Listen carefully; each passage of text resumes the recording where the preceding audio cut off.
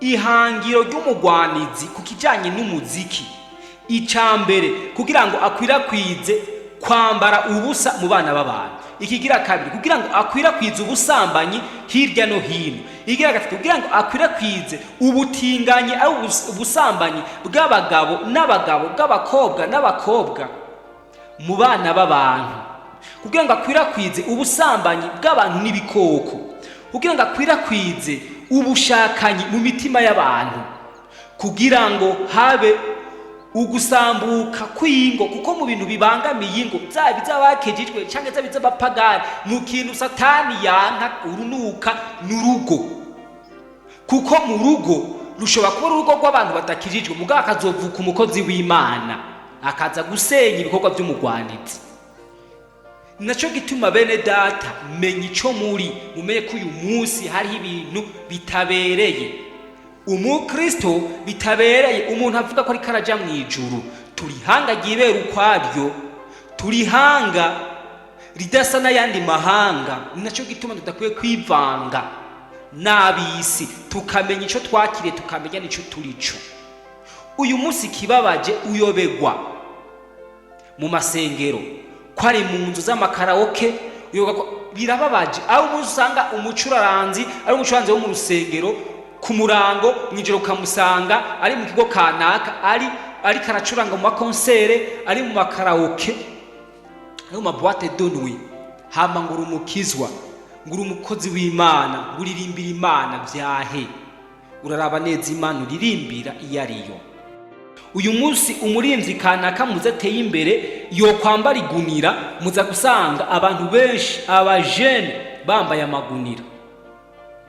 Nabahaye akarore kuri izi mpuzu z'amadeshiri, mwarabonye n'izindi zari zanditseko amapantaro yamaze iminsi abantu bambara, gusinzi mbona ari karaharukwa, zanditseko ngo kanyaga. Muri ivyo yasohoye indirimbo kanyaga, abantu baca bajamwo untuzi n'ico kintu kanyaga ico arico, abantu bagapfira muri kanyaga, umukizwa ni kanyaga, umupagani ni kanyaga. Emwe mbega abantu twarabaye ibijuju, turaba ibipfu kugeza hiyo. Iyaba mwatahura neza ibintu vyishije inyuma y'ivyo bintu, bene data, abantu mwokwikanga. Intahe Ngirakamaro TV.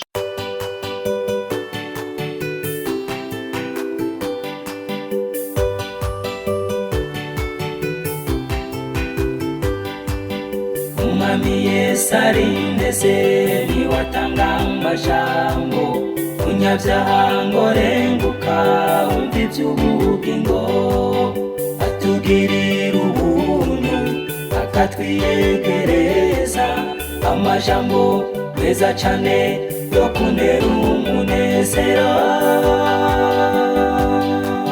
niyo meza ndayakunda ntahatanezera.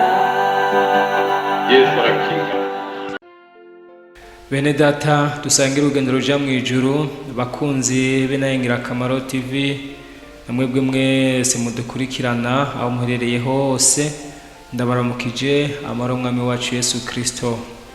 Nkuko musanzwe mumenyereye, amazina yanje ndi mwene so Niyonizeye Elia, musanzwe mumenyereye cyane ku Ntahe Ngirakamaro TV.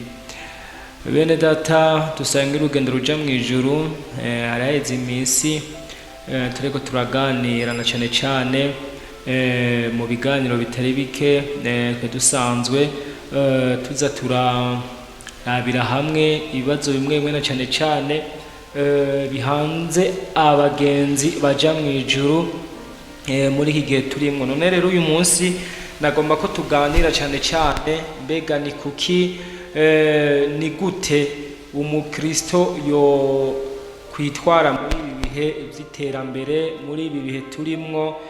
Novuga nti turi mu gihe c'ikoranabuhanga, c'itumatumako, novuga rikomeye cyane, mu gihe tekinoloji yateye imbere cyane. Yesu nabahezagire. Turi mu gihe isi novuga isigaye ari akantu gatonya, isi isigaye ari akantu novuga kari mu biganza vy'ikiremwa muntu, kuko uyu munsi umuntu ashobora kuba ari mu gace kanaka akamenya ibiriko birabera mu kindi gice c'isi kanaka kiri kure, atarinze arafata déplacement, atarinze novuga nti arafata umwanya munini wo gucumukura kugira ngo amenye uriko irabera ahantu. None rero uyu munsi nivyo nje tuganire ko mbega nk'abakristo ibikoresho dusanzwe dukoresha by'ubuhinga bwa none twobikoresha gute, twobigendamwo gute kugira ngo ntibidutandukanye n'Imana. Yesu n'abahezagire. None rero imbere yuko mbandanya reka mbanze nsenge.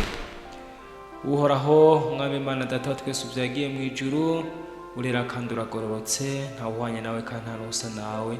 Ndagushimiye ko unyemereye kugaruka imbere y'ubwoko bwawe. Mana ndakwinginze aka kanya ubane nanje. Mana nyene icubahiro unyihanganire muri byose, maze amaraso y'umwana wa Yesu Kristo amboneke ko, hanyuma kano kanya nyene imbabazi ucuntera iteka abari we ubana nanje, ntabari jewe ariko abari ugaragara mu izina rya Yesu Kristo Munazareti yapfuye akazuka. Ibisigaye Mana ushishikaye kugirira neza abantu bose badukurikirana aho baherereye, kandi Mana uzudutabare twese tuze duhure mu bwami bwawe bwo mu ijuru. Uzoba ukoze, ni mu izina ryawe rya Yesu Kristo mbisavyemwo, amen. None rero bene data, nariko ndababwira nti gute muri iki gihe abakuze abato twokwitwara muri ibi bihe turimwo, novuga vy'igihe c'iherezo. Muri iki gihe c'iterambere hari umuvuduko munini na cane cane ku bijanye n'iterambere. Ndahagarara ku bikoresho dusanzwe dukoresha, ibikoresho bikora kuri interinete, telefone, televiziyo, n'imbuga zimwe zimwe abantu tugenda turabirako ibitari bike canke dukorerako. Yesu n'abahezagire. None rero nagomba ko dusangira amajambo y'Imana. Amajambo y'Imana ubwa mbere abanza kutwinjiza no kutwereka ibihe turimwo. Yesu n'abahezagire, kuko ibi bihe turimwo byaravuzwe. Ibi bihe turimwo Yesu yari arico yasize abivuze ko. Yesu n'abahezagire. None rero ntatebeje cyo tunyarukira mu ijambo ry'Imana, kuko burya ijambo ry'Imana niryo ririmo byose. Bibiliya niyo itwereka byose. Yesu n'abahezagire. None rero turabe amajambo y'Imana dusanga mu butumwa bwiza bwa Yesu Kristo uko bwanditswe na Matayo igice ca 24. Ibimenyetso byerekana uguhona ku Yerusalemu no kugaruka kwa Yesu. Yesu arasohoka ava mu rusengero, akigenda abigishwa biwe baramwegera ngo bamwereke inyubako y'urusengero. Arababwira ati, ntimubona ibyo byose? Ndababwire ukuri, aha ntihazosigara ibuye rigeretswe ku rindi ridasamburiwe hasi. Yicaye ku musozi wa Elayono, abigishwa biwe baramwegera bihereranye, baramubaza bati, tubwire ibyo bizobaho ryari, kandi ikimenyetso kizoba ikihe cy'ukuza kwawe n'ic'umuhero w'isi? Yesu arabishura ati, mwirinde ntihagire ubazimiza, kuko benshi bazoza mu izina ryanje bati ni jewe Kristo, kandi bazozimiza benshi. Muzokumva intambara n'impuha z'intambara, mwirinde ntimuhagarike imitima, kuko bitazobura kubaho, ariko umuhero uzoba utaraza. Kuko ihanga rizotera irindi hanga, n'ubwami buzotera ubundi bwami. Amapfa no kunyeganyega kw'isi bizobaho henshi, ariko ivyo byose ni itanguriro ryo kuramukwa. Niho bazobatanga ngo muzigirizwe, bazobica, kandi muzokwankwa n'amahanga yose abahora izina ryanje. Niho benshi bizobatsitaza, bazoryarukana, bazokwankana, kandi hazokwaduka bigira bavugishwa n'Imana benshi, bazimize benshi, maze kuko ubugarayiji buzogwira, urukundo rwa benshi ruzotimba, ariko uwihangana agashitsa kw'iherezo niwe azokira. Kandi ubutumwa bwiza bw'ubwami buzovugwa mu isi yose, ngo bubere ikimenyetso kibera icabona amahanga yose, maze umuhero uzocuza. Yesu n'abahezagire. Niri jambo ry'Imana numva twoherako kuganirako. Ibi ni ibimenyetso biranga ukugaruka kwa Yesu. ibisi ubundi yavyivugiye ni umwami Yesu Kristo wenyene ariko arabibwira intumwa ziwe. Yesu nabahezagire. Bene data, turi mu gihe ibi byose umwami yasize avuze novuga biriko biraba, ibitabaye biriko biraba. Yesu nabahezagire. Murashobora kwibaza ati none kuva na kera intambara zarabaho, ariko ugiye kuraba ziriko ziraba muri no myaka yacu turimwo, nubwo intambara zamyeho, nubwo hariho byinshi twavutse tubona uko, ariko ubugarariji bwobwo, urukundo rwa benshi n'ibindi byinshi murabona yuko bigenda bihinduka kandi bifata iyindi ntambwe. None rero iri jambo ubwa mbere ico ryotwereka nuko ryotwereka ko turi mu gihe ca nyuma, nuko ryotwereka ko turi mu minota ya nyuma yo kugaruka k'umwana w'umuntu. Aha rero bigasaba ko umuntu wese aba maso, bigasaba ko umuntu wese abera maso ubugingo bwiwe. Yesu nabahezagire. Kuko Satani n'abadayimoni bo barazi yuko basigaje igihe gito cyane, basigaje igihe gito gose, bo barabizi. Burya nubwo abana b'abantu umenga ntacyo twinona, umenga ntibituraba, ariko abo tugwana nabo, abo tunigana nabo, bo barabona igihe basigaranye ko ari igihe gito cyane. Ndasho gituma Shetani ariko akorana ingufu nyinshi kugira ngo abantu bagume mwitiro. Murabizi majambo y'Imana nyene hakwa Matayo umugani w'inkumi 10, murabizi ko harimwo 5 b'abanyabwenge na 5 b'ibijuju, kandi abo bose yageze gusinzira, basinziriye bose.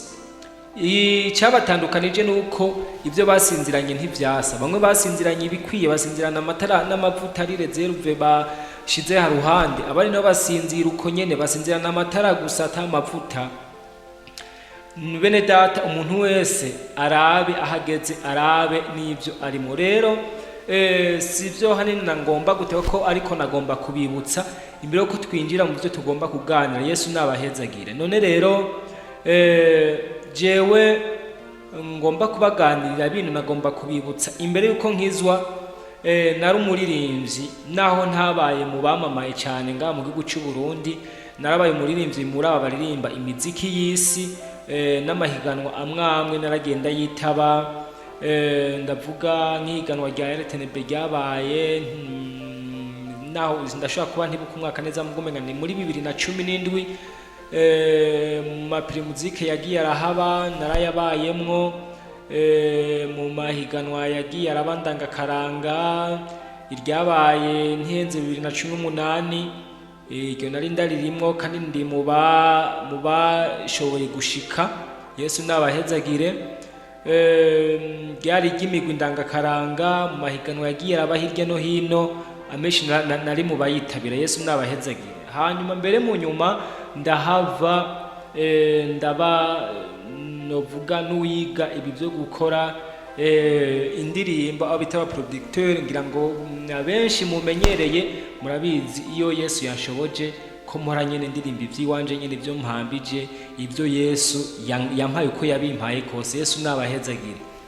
Rero bene data, nagomba tuganire. Burya ariho ibintu abakizwa nk'abantu bamenye Kristo, nk'abantu bamenye Imana. Mu bisanzwe iyo umuntu yihanye, hariho ibintu by'ukuri iyo yafashe ingingo aca atandukana nabyo, akavavanura nabyo, akitandukanya nabyo. Yesu nabahezagire. Maze imisi ndiko ndababazwa n'ukuntu abakizwa benshi uyu munsi turiko tugenda nabi. Jewe mu bisanzwe Facebook hari abashaka kuba babona nkuzenya konte yanje, ariko ntayo nkoresha bivanye n'ikibazo nigeze kwigirira ko nkiri umunyeshuri bice bituma ndayanka. Yesu nabahezagire. No muri ibi bikorwa by'Imana nari nabitanguye kuyikoresha, ndugurura shene umurongo wa Facebook w'intangira kamaro, mugabo bivanye n'ukuntu nayigiriye kibazo numva nobireka. Yesu nabahezagire. Ariko ndiko ndihweza henshi, urabona bene data abakizwa bariko kuri Facebook, bakoresha Facebook n'ibindi. Gukoresha iyi mihora si bibi, ariko ibibi nivyo ngomba kubaganiriza, nivyo ngomba ko tuvugana. Yesu nabahezagire. Burya ikintu cyose kiragira ubushobozi cyangwa kikagira inkurikizi yaba nziza cyangwa yabambi. Yesu nabahezagire. Bene data, turi mu gihe cy'iherezo, turi mu gihe Yesu yasize abwiye intumwa ziwe ibizoza n'ibizoba. Yesu nashimye. Aha byasaba ko umuntu wese aba maso. Uyu munsi murabona hariho novuga ibintu biri kwisonga mu bintu bikomeye mu isi biriko birakora. Telefone iraza imbere mu bikoresho biriko birakora. Telefone imaze kuza imbere hagaca hakurikira televiziyo. Televiziyo novuga igira kabiri, kuko burya gituma igira kabiri burya abatunze ama televiziyo dufatiye ngo ngaha mu gihugu iwacu turavye kuba ama telefone aba televiziyo novuga ko ari bo bakenya. Ikigira kabiri ndetse n'amaradiyo, ibi bimenyesha amakuru, amaradiyo ubaha amatelefone aziye mbere, amaradiyo si cyane. Ibi n'ibikoresho novuga nti vya communication bituma umuntu amenya ibiriko birabera hirya no hino. Yesu nabahezagire. Rero muri ivyo haca habamwo rero novuga ibi bintu vy'imbuga. Yesu nabahezagire cyane cyane ku mateleviziyo, ama telefone. Murabona yuko harimo imbuga zidushoboza kubona ibiri kure. Nk'akarorero murabona nk'urubuga rwa YouTube, za TikTok n'ibindi. Cyane cyane YouTube murabona yuko novuga ko ari ubushinguro bw'ibintu byose, byaba bibi byaba byiza. No kuvuga n'urubuga ruhurira k'abantu n'abadayimoni, numva ni ibintu byose za Facebook. Murabona ibintu duhurira ko navyo, ibintu dusanga ko za Phoenix. Nka Phoenix ushobora, ni application iri muri telefone, ushobora kuyugurura ukabona baguhaye amafoto y'abantu bari gusate wabasavye. Kubera ibi byose birafise ico bigamije, birafise n'ihangiro ryavyo n'ico bishaka. Na cyane cyane ntibihiga abapagani, ntibihiga abantu batazi Yesu, ntibihiga abantu badasenga, ahubwo ni bimwe mu bigwanishwa Satani ariko arakoresha muri iki gihe kugira ngo bikunde ayobye abagenzi baja mu ijuru. Yesu nabahezagire. None rero iki kiganiro kirashobora no kuzogira ibindi bice, kuko bivanye nuko mpwemu w'Imana azowagombye yuko uko ndabivuga canke wenyene agombye uko abibashikiriza. Naco gituma nagomba ko dusangira bimwe mu byo nsanzwe nzi kuri ibintu by'ikoranabuhanga. Murabona ko no kugira ngo tubashikirize bino bikorwa, buno butumwa bwiza canke zino nyigisho canke intaye dusanzwe tugakura ku zindi mbuga tukabibaha n'ubuhinga, bisaba ko umuntu arondera, kandi tubirondera hehe? Mwizi mbuga. Novuga ko ari yindi si. Yesu nabahezagire. Ni yindi si uyu munsi hari abantu turimo kandi abantu tubamo, kuko abantu benshi ibihumbi n'ibihumbi ku munsi biratembera novuga kwizi mbuga dukorera ko. Yesu nabahezagire. None rero murabona burya bene data, nama nababwiye Satani ni umugome, kandi Satani arazi iby'Imana ikunda n'ibyo yanga. Naco gituma arabizi neza yuko abantu baronse akanya bagasoma Bibiliya, bagasoma ijambo ry'Imana, baraheza bakagororoka. Naco gituma muri iki gihe mubona ibintu turiko turanyagwa no gusoma Bibiliya no gusenga, kuko iyo umuntu adasoma Bibiliya ubwa mbere hari ibyo atamenya, hariho n'ibyaha atamenya ibya ko ari ibyaha, kandi iyo umuntu adasenga n'ibyaha byiwe ntabimenya. Rero iyo umuntu amaze kunyagwa ibyo bintu, no kuvuga muri make abasa n'umuntu asigaye agenda ari ngaho novuga atamutima gisigaranye muri runo rugendo. Iyo uri kuragenda, imodoka iri kiragenda itagira igitoro ntibikigenda, icihagarara, icizima. N'umuntu rero atagisenga, n'umuntu atagisoma ijambo ry'Imana, mu bisanzwe asa n'imodoka iri mu rugendo yaheze amavuta, yaheze igitoro. Yesu nabahezagire. Kandi murabizi iyi moteri amavuta iyo abuze, imoteri ku bahinga babyo murabizi ingaruka mbi ziheza imoteri iheze ikagira. Yesu nabahezagire. Yesu nashimwe. Rero mu bigwanisho satani yazanye guteza abantu, yazanye kugira ngo abantu abifatire neza, harimo ubwa mbere telefone ni nziza bivanye n'ibyo umuntu ayikoresha, kandi telefone nimbi bivanye n'ibyo umuntu ariko arayikoresha. Yesu nabahezagire mw'ibyo bintu bibiri, ubwiza bwayo n'ububi bwayo. Aho rero niho tuza gusanga umuntu muri iki gihe atagavye muri inzira y'agakiza, bituma umuntu agwa canke bigatuma umuntu ava mu byo kwizera akizera ibitari byo. Yesu nashimwe.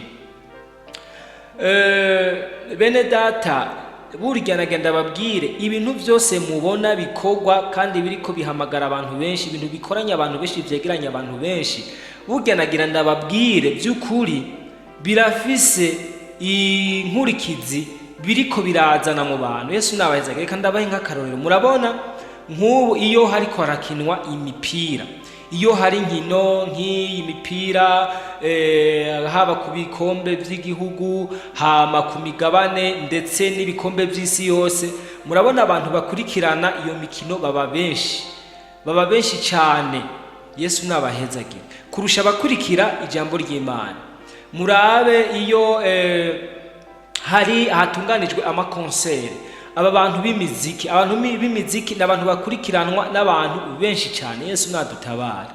Aho murabe aba bantu bakina amafilme, abantu bakina amafilme mugiye kuraba ku rwego rw'isi bakurikiranwa n'abantu benshi cyane. Murabe abantu bakurikira baraba barorera ibintu by'amafilme ni benshi cyane. Yesu nabahezagire. Uzosanga n'amashene kuri za YouTube, amashene akurikirwa n'abantu benshi, n'aya mashene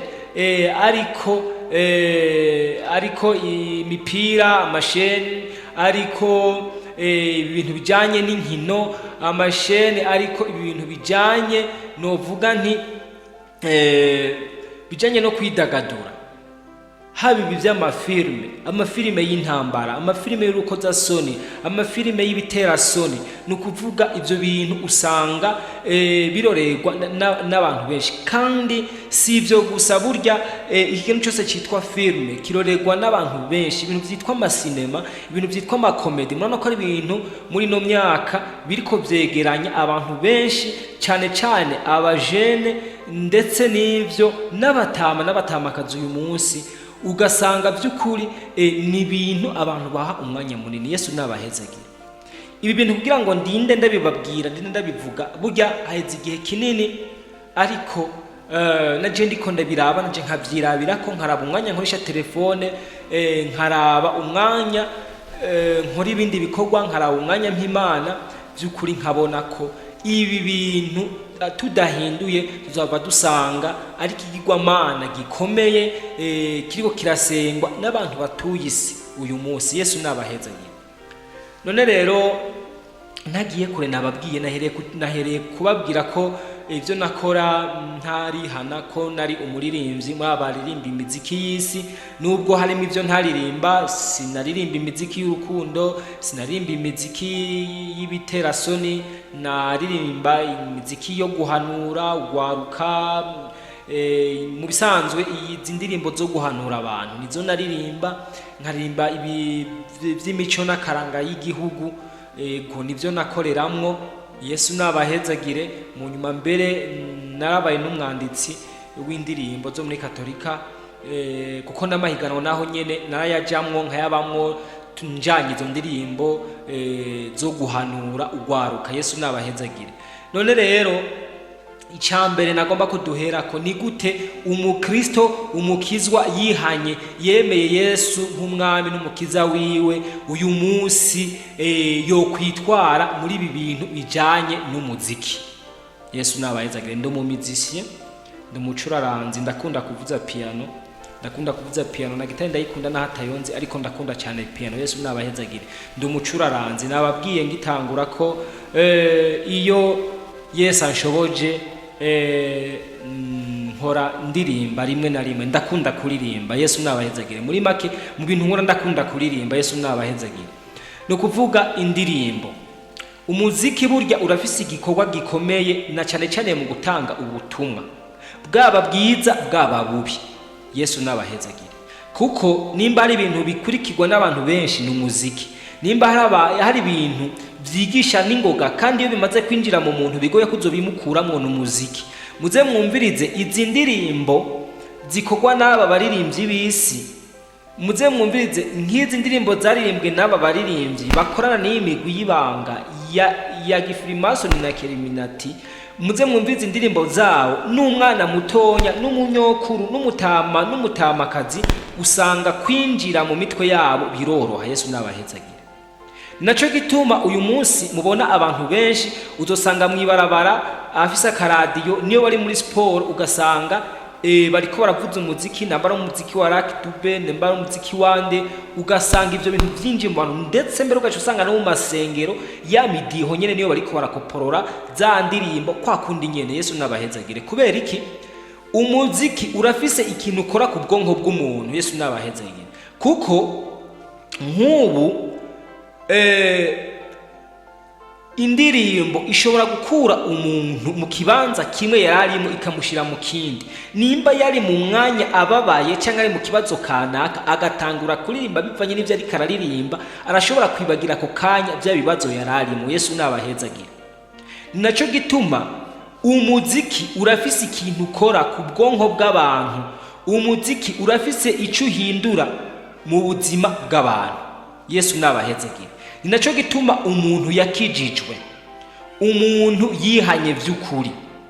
Bene data, nimba warihanye uvuga uti jewe ndi umukizwa, uyu munsi ukaba ukiririmba cyangwa ucumviriza izi ndirimbo z'isi, ugasanga mu nzu yawe, mu rugo rwawe, mu telefone yawe nta kindi kirimo atari imiziki y'isi, atari imiziki ya ba Diamond, atari imiziki ya bande, atari imiziki nyene y'isi, akaba ari byo ugenda uririmba buri munsi, umenye yuko nturagakizwa, uracara umupagani. Kuko buri kintu cyose bigifise impwemu ikwirikirana ico kintu, yabambi canke yabanziza bivanye n'igikorwa icarico. Yesu n'abahezagire. Narabaye umuririmbyi, hari banga abantu benshi batazi ku kijanye n'umuziki. Yesu n'abahezagire.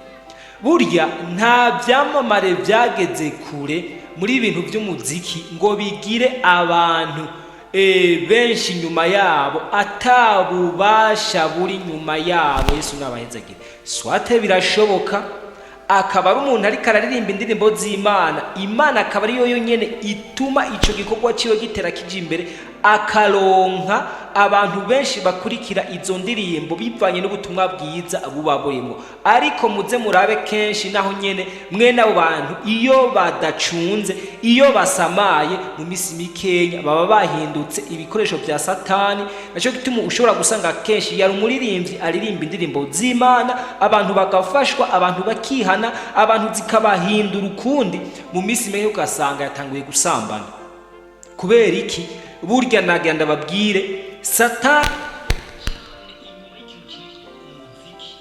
kuko bene data mu bivugwa ko umugwanizi Satani yakora no mu bikorwa yakora mu ijuru, umuziki ikintu cyo kuririmba bene data, ikintu cyo kuririmba bene data, nagenda babwire ivyo abantu bariko barafyinako, ivyo abantu uyu munsi bariko barakinako, ivyo abantu uyu munsi bariko barakora nko kumenga sinzi. Bene data, nagenda babwire ikintu c'umuziki gifise ubushobozi bukomeye. Yesu nashimwe.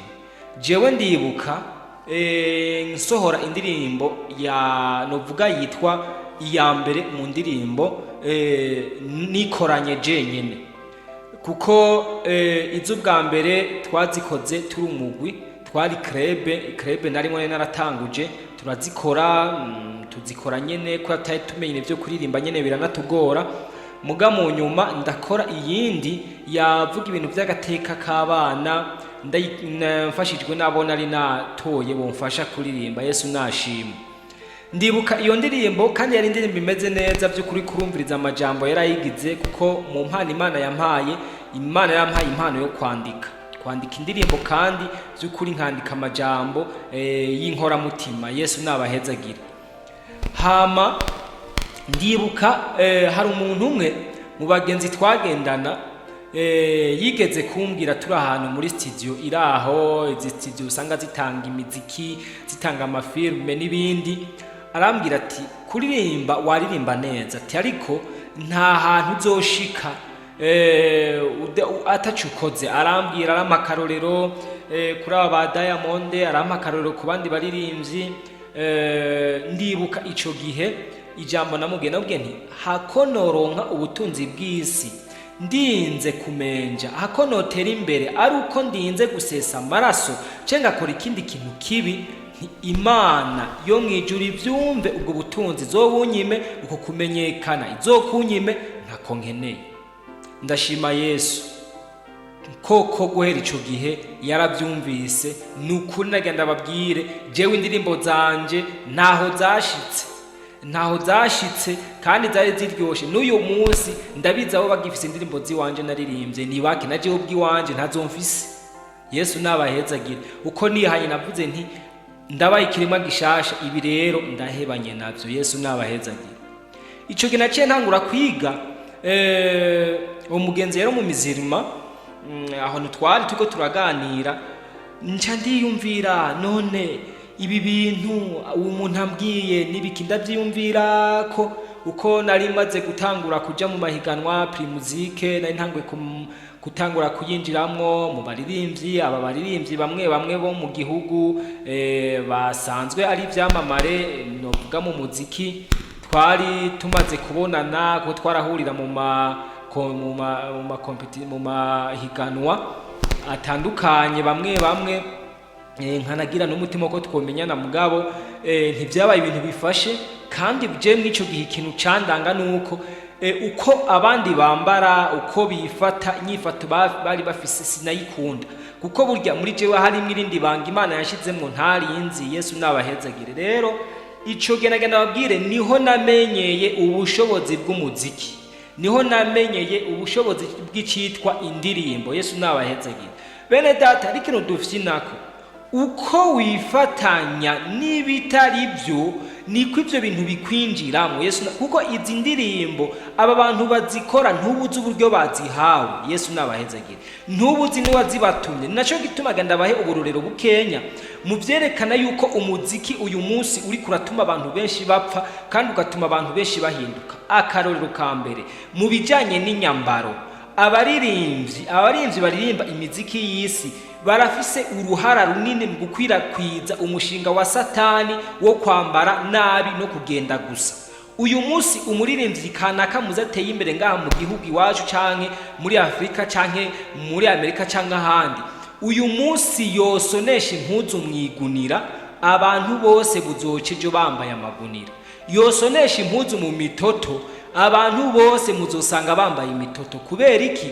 Message bo batanga zirihuta kandi ziranyaruka. Naco gituma mubona hari indirimbo nyinshi zisohoka bambaye ubusa, abakobwa bambaye novuga muri make bari gusa, ugaca usanga no mu gwaruka gwacu ndetse no mu bamama bariko bagenda bambaye gusa. Ni murabe izi mpuzu aya mapataro yita madeshire zatanguye zambagwa n'aba bantu bitwa ngo ni vyamamare by'abaririmbyi, ugaca usanga no mu gwaruka kandi hacabaho niki novuga n'inganda zijejwe gutunganya iyo myambaro. Nico gituma muze murabe buri mwaka burya hasohoka modele nshasha y'impuzu cyangwa y'inyambaro kanaka canke y'ibirato kanaka bivanye na message ibigomba gutangwa mu bantu. Yesu nabahezagire. Kandi iyo message si nziza. Yesu nabahezagire. Nico gituma umuntu wamenye Kristo, umuntu wakijijwe, reka kwifatanya n'ivyo utazi, reka kwivanga mu vyo utazi, kuko ivyo ushobora kubijamwo ejo bikazokubuza ubugingo budashira. Yesu nabahezagire. Abaririmbyi, abantu baririmba bafise igikorwa gikomeye. Yesu nashima. Kurya no mu rusengero iyo baririmbye neza ishengero rifashwa. Hari indirimbo ishobora kuririmbwa umuntu akaba hari ikintu yakoze muri we, iyo ndirimbo igakiza kumwemeza ca kintu yakoze yinyegeje ata muntu bari kumwe, bigatuma umutima umucira urubanza, hanyuma agafata ingingo akihana kubw'indirimbo yumvise, kubwa message yatanzwe mu ndirimbo yaririmbwe. Niko binagenda no mu gihe indirimbo umuntu yakijijwe ariko arumviriza zirimwo message ya Satani, zaririmbwe n'abakozi ba Satani, zaririmbwe n'abantu bakorera Satani. Yesu nabahezagire. burya abantu bakorera satani bari ibyicaro byinshi. Hari abantu bakorera satani babizi, barasinyiraniye, bafitaniye amasezerano. Hari n'abandi bamukorera batazi ko bamukorera, ariko bamamaza ibikorwa byiwe ku murango no mw'ijoro, haba mu ndirimbo, haba no mu bindi bikorwa. Yesu nabahezagire. Abo bakabibamwo uko batazi ko bakora ico gikorwa, batazi ko abakozi ba satani, ariko bazi ko abakozi b'Imana. Yesu nabahezagire. Ushobora kubaho uri umuririmbyi ata amasezerano mwagiraniye na satani canke imigwi yiwe mwegukira y'abakozi biwe, ariko ukaririmba ubwa mbere indirimbo zirimo ibiterasoni, cyangwa ukaririmba n'indirimbo zihanura abantu gukora neza, kwiteza imbere, kugendera ubuntu no kugendera ingeso nziza. Ariko mw'ivyo uri kuraririmba ugaca usanga wewe iyo hageze gusohora amafilime n'amavideo yavyo, usohora ibintu wambaye nabi, wambaye ibintu sinzi. Murabibona ibintu bavuga ivyo bita ngo biri hiti muri iki gihe, iyo umuntu atambaye za mpuzu nyene kwa kuntu bambara amakabutura bakoroye, canke bakambara ama pocket down, canke imishatsi bagize kwa kundi mubizi mwese, inzara z'imincomekano, ibisusu vy'ibiterano, sinzi ko ari n'amabere y'amaterano ntavyo nzi, n'ibindi byinshi. Ugasanga nibwo butumwa uri kuraha abantu. Wewe rero uri kurabyumviriza warakijijwe, hari impwemu mbi igendana igiri muri ivyo bintu, kuko buri message yose ifise igenda kiyiherekeje. Yesu nabahezagire. Kurya ubutumwa bwiza bw'ubwami buherekezwa n'ububasha n'ubushobozi bw'ijambo, n'ububasha n'ubushobozi bwa mpwemu yera. Ni naco gituma n'ijambo iyo ririko rica mwizo ndirimbo, ubwo butumwa buriko buca mwizo ndirimbo buherekejwe n'ubushobozi bw'abadayimoni, buzogira ubushobozi n'ingufu n'ububasha ku bazovyumviriza bose. Ni naco gituma uyu munsi mwokwibaza gute izi ndirimbo uzosanga kenshi ziko ziratambwa mu bubare, mu maboite de nuit, ariko arabera ivyitwa amakonsere y'izo ndirimbo, haba hadandarizwa inzoga, ugasanga uwo munsi harabera ubusambanyi, habera n'ibindi bikorwa bitandukanye. Hari impwemu mbi ikomeye yishije inyuma y'icitwa umuziki. Yesu nabahezagire. Ico mwomenye rero, umuntu yakijijwe yihanye, azi ko ari mu nzira ija mw'ijuru, azi ko Kristo Yesu ari umwami we n'umukiza we mu bugingo bwiwe, ntabereye, ntakwiye kumviriza iyi miziki y'isi, ntibinakwiye ko anayiririmba. Yesu nabahezagire. Kuko umukizwa, umuntu yakijijwe, n'umuntu aba ari mu kindi gihugu, nukuvuga n'ubundi bwami, n'irindi hanga. Ntibikwiye rero ko wivanga n'ubundi bwami atari ubw'iwanyu. Yesu nabahezagire. Yesu nashimwe. Kuko izo ndirimbo uri kurumviriza, ivyo uri kuraririmba, ntuzi impamvu biriko birakorwa, ntuzi n'igikorwa bigamije. Icambere, iyi miziki y'isi igamije kuzimya mpwemu yera mu bantu b'Imana. Ikigira kabiri, ijejwe kugira iki? Kwibagiza abantu b'Imana kuririmba amajambo y'Imana, kuko iyo umuntu aririmba kenshi hari ico bimwibutsa, kandi hari n'ico bimukorera mw'ijuru. Hariho nabo ico babona ko umuntu, kuko iyo uri kuraririmba ni igikorwa. Kuririmba ni igikorwa, urabizi bisaba inguvu. Nico gikorwa uri kurakora, mugihe uri kugikora neza mw'ijuru baracandika, kuko uri kuraririmba, uri kurayicubahira Imana, uri urashimagiza Imana, uri urayininahaza, uri kurayubahisha. Mugere uri kumviriza imiziki y'isi wahinduye, uri kutukisha izina ry'Imana, uri kwicubahiro satani. Imana dutabare. Yesu nashimwe. Aho ni kukijanye n'umuziki. Nababwiye narabibayemo. Yesu nashimwe. Reka nje kukigira kabiri. Ndabona ikiganiro gihava kiba kirekire, ariko mpava ngeza ngaha, ibindi tuze tubibandanye mu bice bikurikira. Bene data, hampande y'ivyo si ivyo gusa, umuziki murumva ivyo ukora, kandi burya no mu bintu novuga bituma abantu barashobora, umuziki urashobora no gutuma umuntu yiyahura. Sinzi ko ivyo mwari mubizi, umuziki urashobora gutuma umuntu yiyahura. Hariho urugezo hariho urugezo abacuraranzi bacuranga ko umuziki. Rero hariho ahantu ari ibintu byitwa amadesibeli, nta byinshi ndabizi ko nabyize ko, ariko hariho urugezo iyo rurengejwe ko, iyo bariko baravuza uwo muziki utuma umuntu yibagira ibyo yarimo mbere, hakanagira n'igihe afata decision yindi, ugasanga nuko umuziki ukaborera umuntu kurya ibiyobyabwenge biborera umuntu, bikatuma umuntu atubwenge, umuziki ukaborera umuntu agatubwenge mbere ngo bakavamwo bakiyahura. Yesu nabaheza ngira ngo murumva, muhora mwumva mu micurarangire y'imiziki nk'izi ndirimbo zitwa amapiano, murumva ko zidacurarangwa cyo kimwe n'izitwa zuke, ko zitavuga cyo kimwe n'izitwa marege, ko zitavuga cyo kimwe n'izitwa marape, ko tacyo kimwe n'umudiho waraga n'ibindi byinshi. Nababwiye ko nabibayemo ndabizi. Sico kimwe n'ibi by'amarape, muza gusanga harimo muze mwumvirize nk'indirimbo z'abanyamerika, uzokumva harimo cyane cyane muri ya kiringo cha base, uzokumva harimo iki base gihuhuma gihinda cyane kubyo guko iri kiravuga n'amajambo taza kuyumva. Kubera iki? Harimo amajambo, message iri kiratangwa, harimo aho bariko basingiza Satani, abariko bavuga amajambo ashira hejuru Satani agatuka Imana. Wowe rero uri umuntu uri mu kizigo gacujamwo muri ivyo, wumvise ngo Diamond yakoze indirimbo nshasha, ukumva n'umunyokuru hariya ngo Diamond yasohoye indirimbo nshasha, ikamvuga uko ari mu dusanzwe tumenyere ngaha muri Afrika n'abandi benshi nkiriwe ndavuga. Yesu nabahezagire. Umuntu ngo kanaka ngo murimvyi kanaka ngo yakoze agasha ngo yagize iki, abantu tukabibamwo kukayoga umukizwa ukayoga n'umupagani, ariko nagira ndababwire ivyo byose birafise ico biza konona no kwica ku buzima bw'umukristo. None rero bene data, tube maso, tumenye ico turico, tumenye ico twahamagariwe, tumenye n'ico twemeye. Twama turirimba ngo jewe ndi umukristo nzokwama ndiwe mu bihe byose gushikeza gupfa.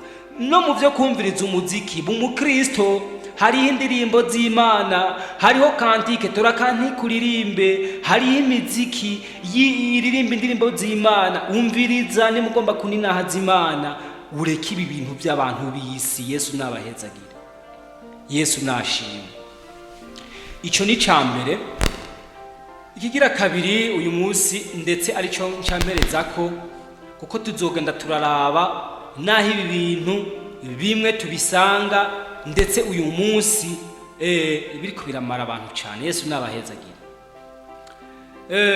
Ku muziki ntaraheza, iyo umuntu akunze umuziki kanaka cyangwa akunze kurimba kanaka, biratuma umutima wiwe hari handi hantu winjira, hariho ubundi bushobozi ubugingo bwiwe bwinjira. Mu Yesu nabahezagire. Cyo gituma uzurabe iyo umuntu yaririmbye indirimbo y'Imana agafashwa neza ikamufasha, ugasanga iyo ndirimbo iraje mu bushobozi, umuntu ashobora no kuzuzwa akuzurizwa ho nyene, mpwemu yera kamanuka. Yesu nabahezagire.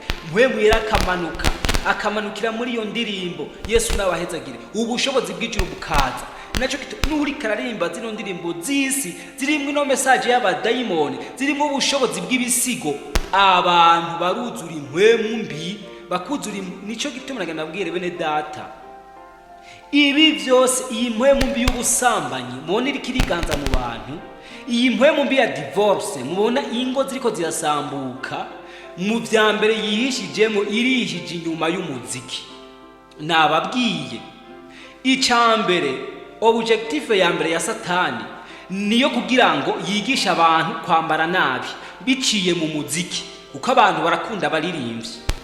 Abantu bamaze kwambara nabi hacaba kwipfuzapfuzanya, hamaze kwipfuzanya hanyuma haba ubusambanyi bumaze kugwira, nukuvuga ibyaha bimaze kuba ibyaha, abantu bava ku Mana bagasigara babacakara bande ba Shetani. Yesu nabahezagire. Ico ni kimwe. Ikigira kabiri, iyo umuntu amaze kuba umuja w'icyaha nta kiba gisigaye atari kugira iki, atari gupfa, kuko ingero y'icyaha niki n'urupfu. Yesu adutabare. Ingero y'icyaha n'urupfu. Iyo umuntu amaze gukora ibyaha ikiba gisigaye niki n'ugupfa. Naco gituma ubona abantu uzusanga umuntu ngo kanaka kera harabapfa bakenyutse bagapfa bibwe, kubera Satani yabategeye muki mu vyaha, kuko Satani we arashaka kubona ati naka wo mu myaka iyi niyi tutamugwanije ngo atuveko ashobora kuzokora ibintu bimeze ukunuku akatugwanya. Yesu nabahezagire. Naco gituma mubona uyu munsi ingo nyinshi ziriko zirasambuka. Ubwa mbere hakwiragijwe inyambaro ziteye isoni. Nababwiye uyu munsi umurimvyi kanaka muze ateye imbere yo kwambara igunira, muza gusanga abantu benshi abajene bambaye amagunira. Nabahaye akarore kuri izi mpuzu z'amadeshira, mwarabonye n'izindi zari zanditseko amapantaro yamaze imisi abantu bambara gusinzi mbona ari karaharukwa zanditseko ngo kanyaga. Murimvyi yasohoye indirimbo kanyaga, abantu baca bajamwo untuzi n'ico kintu kanyaga icarico, abantu bagapfira muri kanyaga, umukizwa ni kanyaga, umupagani ni kanyaga. Emwe mbega abantu twarabaye ibijuju turabibipfu kugeza hiyo. Iyaba mwatahura neza ibintu vyishije inyuma y'ivyo bintu, bene data abantu mwo kwikanga.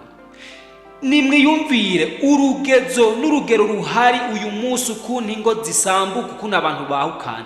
None woja kuraba ubwo mu myaka iheze kwa basokuru na basokuruza, ubwo umurindi uhari wo kwahukana niwo wari uhari uyu munsi. Uyu munsi umuntu ashaka kugira abagore tutazi igitigiri, kubera ko impwemu mbi y'ubusambanyi bayikura he? Bayikura mu byo baraba no mu byo bumva, ariko ntibabimenya. Bene data, ijambo rifise ubushobozi. Ijambo rifise ubushobozi kurivuze no kuribwiwe. Naco gituma Imana mu kurema irema isi yavuze ijambo, irema ijuru yavuze ijambo, irema ibimera yavuze ijambo. N'igihe irema umuntu yaramurene iramubumba hama ivuga ijambo. Ijambo rirakomeye, Yesu nabahezagire. Kandi ni naco gituma bibiri tubwira ngo mbere na mbere hose jambo yamyeho, kandi jambo yari kumwe n'Imana, kandi ngo byose byaremwe nawe. Abakatolika nibo bakunda kubiririmba ngo yarabyawe ntiyaremwe, asangiye kamere na se, ngo kandi byose byaremewe kuri we. Birashoboka bakaba babiririmba badatahura ibyo ari byo. Jambo yaremewe, irumva ibintu byose byaremwe nawe. Uwo jambo ni Kristo. Imana mu kurema yavuze ijambo, cyo gituma jambo ni Imana. Yesu nabahenzagira. Burya bene data, murabizi mu bintu bigize umuntu twebwe abana b'abantu ni impwemu hamba ni jambo, kuko umuntu iyo ari mu impwemu amaraso arasirikira agatembera, kandi umuntu iyo ari mu impwemu aravuga, kandi ibyo avuga biza kugira ububasha n'ubushobozi. Yesu nashimwe, biragira ubushobozi. Umuntu atari mu impwemu ntavuga, kandi umuntu atavuga nawe mu bisanzwe hari ibyo adashobora gushikako, hariho ibyo kugira bishike ko bimugora. Naco gituma ijambo rifise ubushobozi. Naco gituma iyo umuvyeyi ahezagiye umwana, iyo mihezagiro izomubaka ubuzima bwiwe bwose n'abazomukomokako bose. Niyo umuvyeyi avumye umwana, iyo mivumo izomukurikirana, kubera iki? Ijambo rifise ubushobozi. Niyo abantu baguhezagire, iyo mihezagiro impereka izokubako. Niyo abantu bakuvuma kubw'ibibu bakorera, iyo mivumo izokubako. Naco gituma ijambo rirakaze, kandi ijambo rifise ubushobozi. Bene data, twiyubare mu byo twumviritse. Iyi miziki, murabona imiziki, ikindi nibagiye, mu muziki habamwe intambo. Nkaca ntangazwa uyu munsi n'abantu mu mashengero usanga bariko baratamba.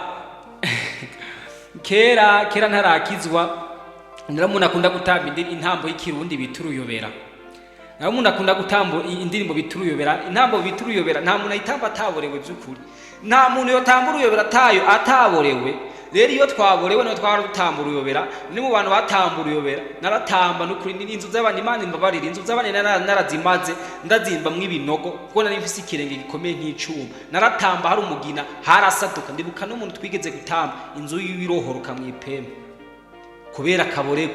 Rero abantu nza ntangara umuntu yitwa ngo yaramenye Imana atamba nizo yambaye zikamuva ko. Bene data, mbega ntimuzi yuko ugutamba kwa Dawidi kandi ariko atambira Imana by'ukuri? Mumenye hari ikintu byakweza. Ubwa mbere byakweza amatati mu rugo rwiwe, bimukwegera amatati hagati y'umugore wiwe Betisheba nawe. Ikigira kabiri, ayo matati yakweza umuvumo. Murabizi yuko uwo mugore wa Dawidi yapfuye atavyaye kubera byavuye kuko kuntu yakengereye umugabo wiwe yari karatamba, hama nawe akavyura agashavu bigatuma avuga amajambo atovuze ku mudamu wiwe, mu nyuma havamwo umuvumo. Murabura abantu turabura n'ivyo dukina navyo uyu munsi. Nagenda babwire ikindi mu byo Satani yagombye gukwirakwiza mu bantu abibagiza Imana ni iki kintu cyo gutamba, umuziki ujana n'amadanse. Amadanse rero burya n'abadayimoni baragira imibyinire yabo. Bene data n'ababandwa bari bafise ukuntu batamba. Ababandwa bari bafise intambo yabo, intambo yo kubandwa. Yesu nashimwe. Jewe narakizwa, je naragiye kubapfumu, je naragiye kuragutsa. Yesu nashimwe. Naragiye kuragutsa kandi n'abapfumu no banaragiye kunibaza ko n'iki gihe bariho sikera hari za 2007 je nagiye ku mupfumu sinumwe, mboni nka babiri. Umwe nagenda ngiye kuragutsa, uwundi nawe naragenda muri abantu mwe kuko yari amaze kuba n'inshuti yabo, abo kwa sokuru bararimirayo, turagenda tugiye gusoroma ivyo bapfumuza narabibona. Nagenda babwire mu bintu numvise nibuka neza nuko abadayimoni bivanye n'abantu baje kuraguza bahora bashaka ati tugira tubatambire. N'abadayimoni baratamba rero. Cyo gituma abantu mwitonde. Abantu mwitonde ku kintu kijanye n'umuziki. Burya nagenda babwire nta kintu kibera ubusa.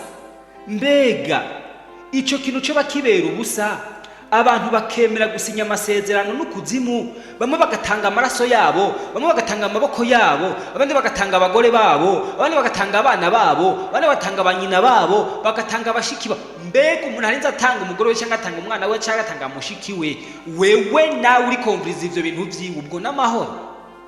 Bene data n'amahoro, bakizwa n'amahoro. Bantu muvuga ko muri abakristo n'amahoro. Bantu muvuga ko mukurikira Yesu, Yesu ari umwami wanyu, ari umukiza, ari umukunzi wanyu, n'amahoro. Yesu nashimwe. Iki kirakuraba, waba uri umukizwa, waba uri umupanekoti, waba uri umwangirikani, waba uri umukatolika, naho waba uri umumizirima, kirakuraba. Ukaba uvuga kuja mu ijuru nubwo rimwe na rimwe Imana dutabare. Waba warihanye cyangwa utihanye birakuraba. Umenye ibyo urimo, umenye n'ibyo uri kurakora. Kuko hariho umunsi bene data ibyo dukora, Imana ntizobwira Imana ngo urumva ngo jibi sinigeze ndabimenya. Muri wewe yarashizemwo umutima w'ubwenge, iraguha umutima mpanuro. Naco gituma nta muntu murasanga ari karasambanira ku murango, ari karasambanira mwibarabara ku murango izuba riva abantu barengana, abantu bamurorera. Hari uwo murabona? Hari umuntu murabona ari karakererera umuntu mwibarabara? Hari umuntu icyaha cyose cyitwa icyaha nta muntu agikorera ku mugaragara abantu babona. Kuki abantu babikora binyegeje? Babikora binyegeje kubera mu muntu uko Imana yaturemye hari icyo yadushizemo, hariho mpwemu yayo, ijya mpwemu yaduhuyiyemo igira twemeza icyaha icyarico. Yesu nabahezagira. Mpwemu w'Imana rero iyo akoranye na mpwemu ari mu muntu arabwira umuntu ati iki kintu naho gikoze ni kibi. Naco gituma iyo umuntu akoze ikibi agikora yinyegeje, agikora yihishije.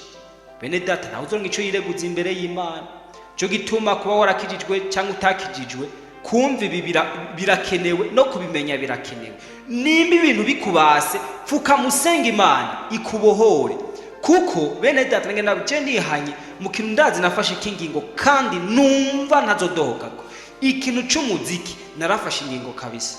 Ndatunze telefone, kuba dufise amatelefone, memoire n'ibindi bikoresho biri mu indirimbo, kuramwo ibitajanye n'icuri.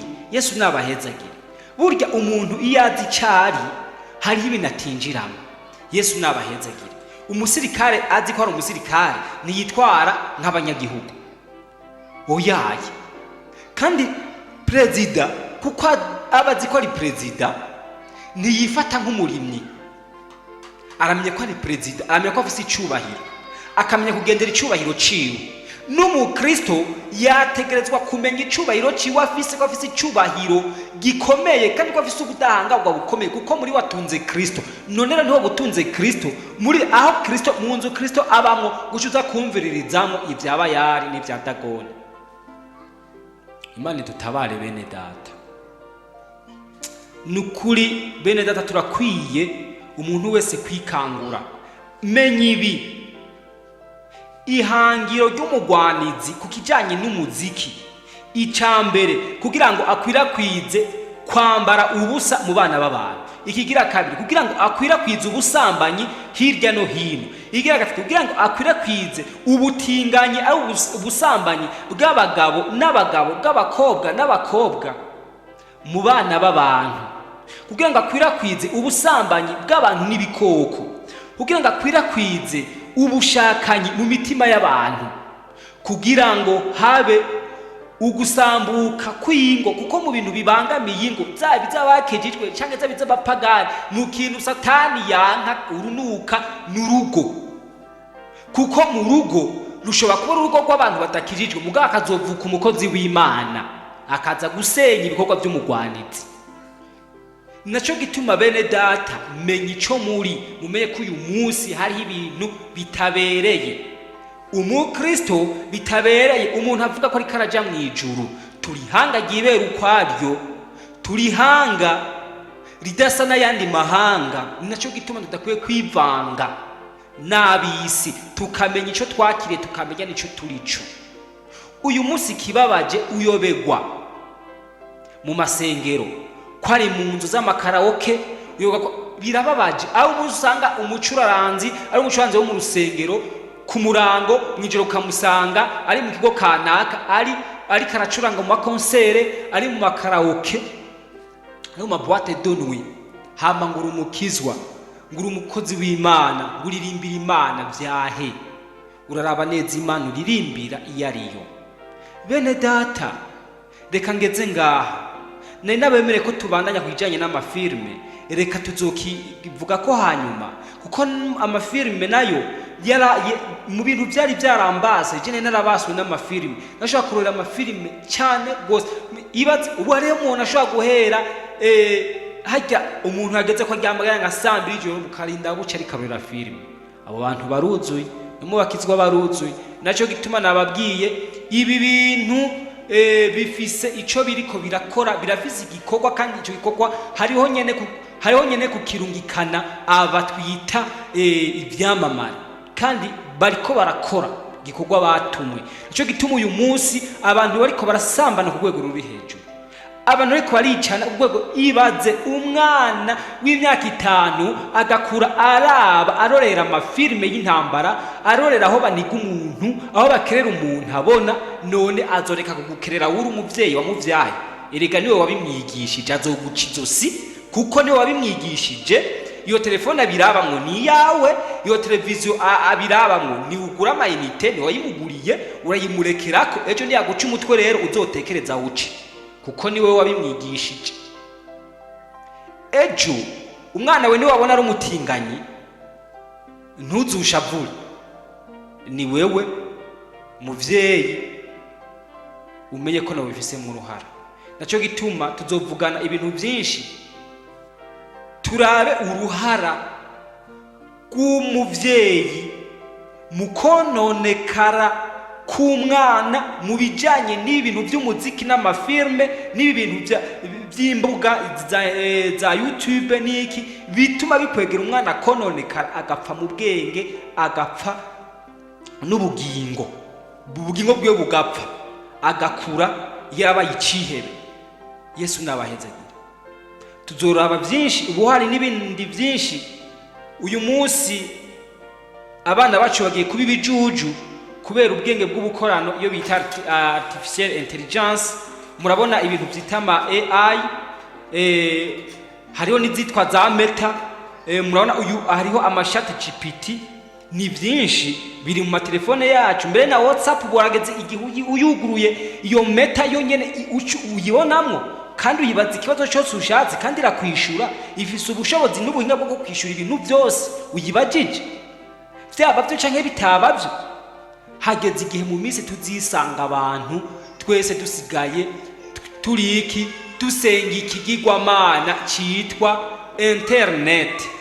Nero bene data reka ngeze ngaha, Yesu nabahezagire. Ariko uboshwe na bimwe mu byo mvuze, asenga Imana canke ukeneye ubufasha washaka kuturondera tukakurondera abakozi b'Imana bogufasha tukakugira n'inama na twebwe nyine ukuntu wova muri ivyo bintu kabihera. Yesu nabaheza none reka dusenge.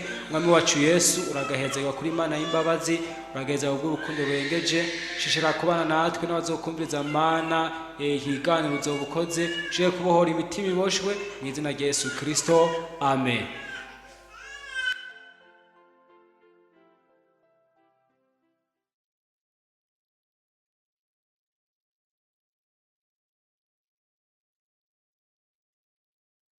ukaba nawe ufise intahe bifuza gutanga cyangwa izindi nyigisho cyangwa ugomba kuduhuza n'ubifise, twandikire kuri ino nimero ya WhatsApp 68 884 981 68 804 canke 68 42 14 47 68 42 14 47. kaze twiteze intahe zivuye muri mwebwe kugira natwe tuzisangiza abandi. Izina rya Yesu rirusheho guhabwa icubahiro. Kaze, Imana ibahezagire. niyo meza ndayakunda ntahatanezera.